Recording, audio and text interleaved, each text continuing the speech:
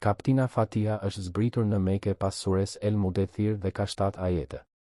Në këtë kaptin të shkurtër prej 7 ajetesh janë përmbledhur e theksuar në mënyrë të përgjithshme qëllimet themelore për të cilat synon Kurani famëlar, siç janë: besimi në një të vetmin Zot Gjë, Sër, krijuesi i përgjithshëm, i emëruar e i cilësuar me emra më të bukur.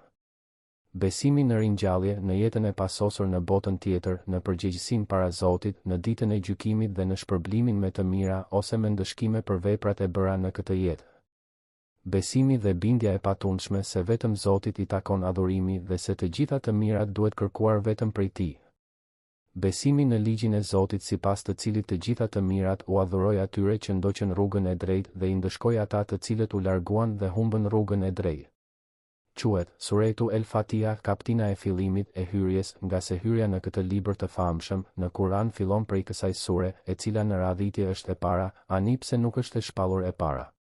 Kjo sure është e emëruar edhe me emra të tjerë si Ummul Kitab, nëna e Kuranit, Es-Sebul Methani, 7 ajetet që përsëriten, Esh-Shafie, El-Vafie, El-Kafie, El-Esas e të tjerë. Për rëndësinë dhe vlerën e lartë të kësaj sureje Imami Ahmed shënon në Musnedin e vet, Ubej ibn Kabe e lexon këtë sure pranë pejgamberit e ai thot: pasha atë në duart e të cilit është shpirti im, sikur kjo nuk ka zbritur në Tevrat, as në Injil, as në Zebur e as në Kur'an, kjo është Es-Sebul Methani dhe Kurani madhështor, i cili më është dhënë mua. Buhariu shënon në Sahihun e vet se pejgamberi i pas ka thënë Ebi Sejd ibn Muallas: do ta mësoj një sure që është më e madhja e sureve të Kuranit, Elhamdulillahi Rabbil Alemin, kjo është Es-Sebul Methani dhe Kurani madhështor, që më është dhënë mua. Allahu është Rahman mëshiruesi. Shpreha Rahman ndonjëherë është atribut i Zotit e ndonjëherë emër i Zotit.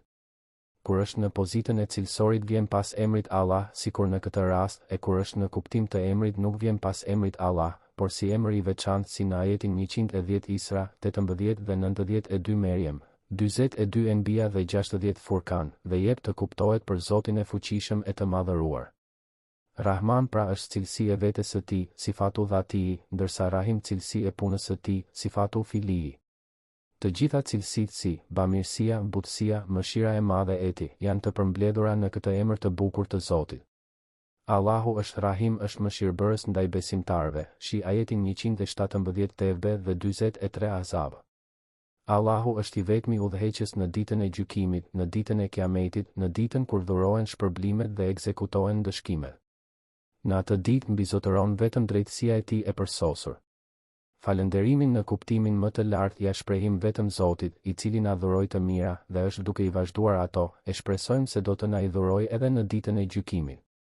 Derisa e tërë çështja në këtë jetë, madje edhe në jetën tjetër, është vetëm në kompetencën e Allahut, atëherë çdo vepër që bëjmë shenjon adhurimin ndaj Tij dhe për çdo nevojë i drejtohemi vetëm Atij, sepse çdo adhurim drejtuar përveç Tij është i kotë, le të jetë ai pejgamber, melek, njeri i mirë a diç tjetër.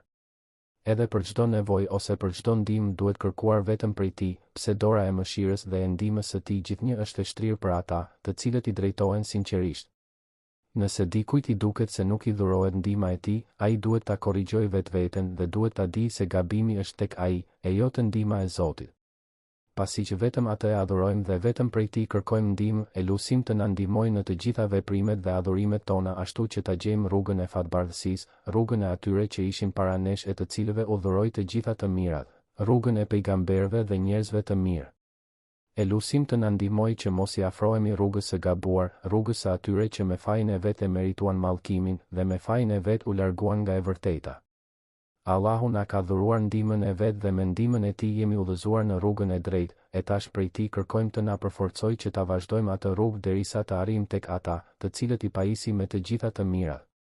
Ky është kuptimi i shprehjes, Ihdina udhëzona në këtë sure. Hidajeti i shprehur në shumë vende në Kur'an, ndonjëherë ka kuptimin udhëzim, udhërrëfim, e ndonjëherë udhëzim së bashku me ndihmë. Një lloj udhëzimi apo udhërrëfimi u është ofruar të gjithë njerëzve të botës, por disa e pranuan dhe e gëzuan, e disa të tjerë nuk e pranuan atë udhëzim, andaj mbetën të humbur e të hutuar.